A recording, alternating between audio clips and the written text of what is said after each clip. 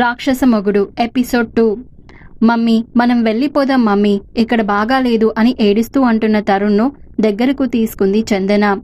మధు అలికిడి లేదు, బయటకు వెళ్ళినట్లున్నాడు. దాంతో తేలికగా ఊపిరి తీసుకుంది ఆమె. ఇన్నాళ్ళు సర్దుకు బతుకుతుంది తను. అతడు ఎలా ప్రవర్తించినా సరే, కానీ తన ఓర్పుకు తరుణ్ మనసు బలి కాకూడదు. రమేష్ నిష్క్రమణతో సగం జీవితపు సుగంధం ఆవిరైపోయింది.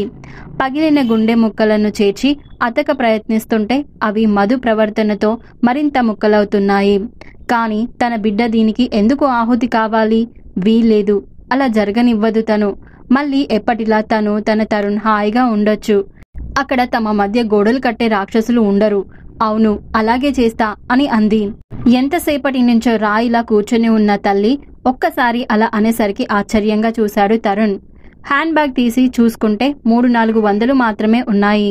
తరుణ్ తన డిబ్బీ తెచ్చి పగలగొట్టాడు. ఆ శబ్దానికి ఉలిక్కిపడి చూసింది చందన.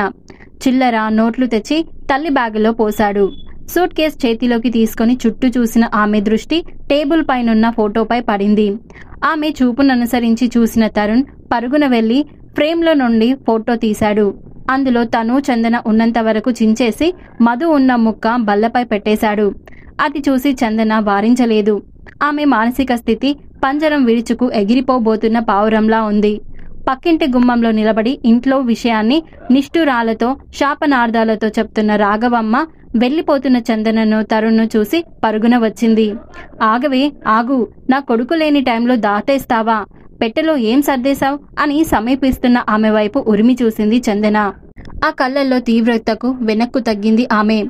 ఢిల్లీకి పోయే సదర్న్ ఎక్స్ప్రెస్ బయలుదేరడానికి పావుగంటే టైం ఉండడంతో స్టేషన్ రష్గా ఉంది.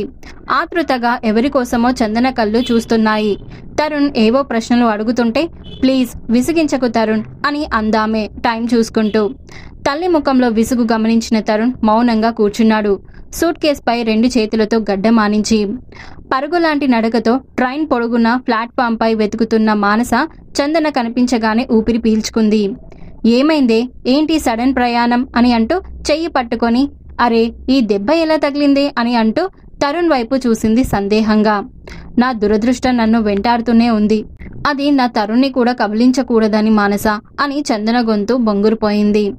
అవును, అసలు ఏం జరిగింది అని ఏదో అడగబోతున్న మానసను వారించి, నేను ఎలాగోలా వెళ్ళి తీరాలి, నేను అడిగింది తెచ్చావా అని కదలడానికి సిద్ధంగా ఉన్న ట్రైన్ వైపు ఆత్రంగా చూస్తూ అడిగింది మానసను. తెచ్చాను, కానీ నీ నిర్ణయం బాగాలేదు, ముందు ఇక్కడి నుంచి వెళ్దాంరా అని అంటున్న స్నేహితురాలి కళ్ళల్లోకి చూసింది. నా మీద ఏమాత్రం ప్రేమ ఉన్నా నాతో వస్తున్నావు అని అంటూ హ్యాండ్ బ్యాగ్లోంచి 200 నోట్ల కట్టలు తీసి చందన చేతిలో పెట్టి వేగంగా వెళ్ళిపోయింది మానస. నిట్టూరుస్తూ సూట్ కేస్ తీసుకుని స్టేషన్ బయటకు నడిచింది చందన. తల్లి చెయ్యి పట్టి నడుస్తున్న తరుణ్కు ఏం అర్థం కావడం లేదు. కారు పక్కనే నిలబడి ఉన్న మానస కార్ డోర్ తెరిచింది మౌనంగా. చందన యాంత్రికంగా ఎక్కి కూర్చుంది. తరుణ్ కూడా ఎక్కాడు. అతని చిన్నారి మనసులో ఎన్ని సందేహాలో, ఎన్ని ప్రశ్నలో. కారు గమ్యం చేరి పోర్టికోలో ఆగింది. తెల్ల కుక్కపిల్ల పరుగు పరుగున వచ్చి మానస కాళ్లను చుట్టుకుంటూ అరవసాగింది. ఆడుకో నాన్న, జిమ్మీ ఏమనదు అని అంటూ తరుణ్కు చెప్పి చందన వైపు చూసింది మానస. పరధ్యానంగా కారులోనే కూర్చున్న చందనతో దిగు అని అంది డోర్ తీస్తూ. బయటకు వెళ్లే హడవిడిలో ఉన్న ఆనంద్ చందనను చూస్తూనే మందహాసం చేశాడు, బాగున్నారా అని అంటూ. ఆ అని ఇబ్బందిగా అంది ముఖం మీద గాయానికి కర్చీఫ్ అడ్డు పెట్టుకుంటూ. సరే మను, నేను వెళ్తాను మరి అని మానస చేతిలోంచి కారు తాళాలు అందుకుని వెళ్లిపోయాడు ఆనంద్. సోఫాలో కూర్చుంది చందన. మా అత్తయ్య గారి పూజ అయ్యేసరికి 2 గంటలైనా పడుతుంది, కూర్చో, కాఫీ తెస్తాను అని అంటూ వెళ్ళింది మానస. చందనకు కాఫీ కప్పు అందించింది. తరుణ్కు పాల గ్లాసు ఇచ్చింది మానస.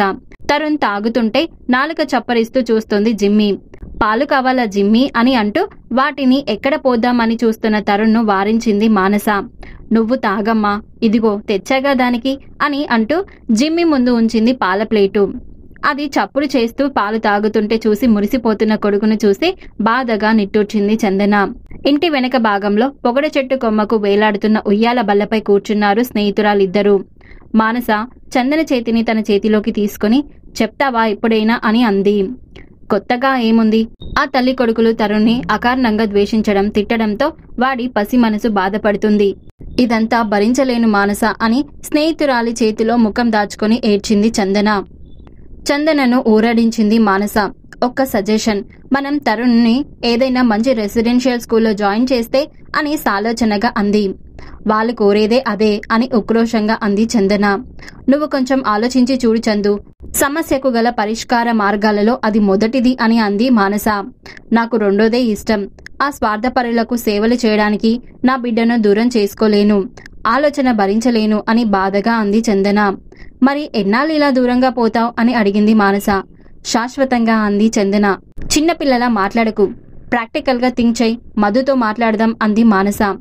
నీకు తెలియక ఏదో ఈ సమస్యను సాల్వ్ చేయగలను అనుకుంటున్నావు అని నుదుటిపై గాయాన్ని చేత్తో రాసుకుంటూ బాధగా అంది. ఇది సమయం కాదని మరి మాట్లాడలేదు మానస. దాంతో మౌనంగా లోపలకు నడిచారు ఇద్దరు. ట్యాంక్ బండ్ మీద సాయం సంధ్యాకాంతులు ఆహ్లాదకరంగా ఉన్నాయి.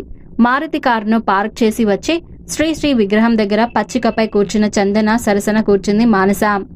తరుణ్ ఇంటి దగ్గర ఆడుకుంటాళ్లే అని మానస అన్నప్పుడే అర్థమైంది చందనకు ఆమె తనతో ఫ్రీగా మాట్లాడడానికి తీసుకువచ్చిందని. చందు, సమస్యలకు పరిష్కారం వెతుక్కునే ప్రయత్నంలో మరిన్ని ముళ్ళు బిగించి చిక్కులు వేసుకోకూడదే అని నెమ్మదిగా అంది మానస. నాకు మాత్రం చిక్కుముడి వేసుకొని కూర్చోవడం ఇష్టమా అని అసహనంగా అంది చందన. అదిగో ఆ చిరాకే వద్దు, ఇప్పుడు మధు వస్తాడిక్కడికు అని మానస మాట పూర్తి కాకుండానే లేచి నిలబడింది చందన. అంతలో ఆనంద్ మధు కలిసి రావడంతో చందన చెయ్యి పట్టిలాగి కూర్చోబెట్టింది మానస. ఆనంద్ ఇప్పుడే వస్తా అని అంటూ కారు తాళాలు తీసుకుని వెళ్ళిపోయాడు. మరి ఆ తర్వాత ఏం జరుగుతుందో తెలుసుకోవాలంటే నెక్స్ట్ ఎపిసోడ్ వినాల్సిందే.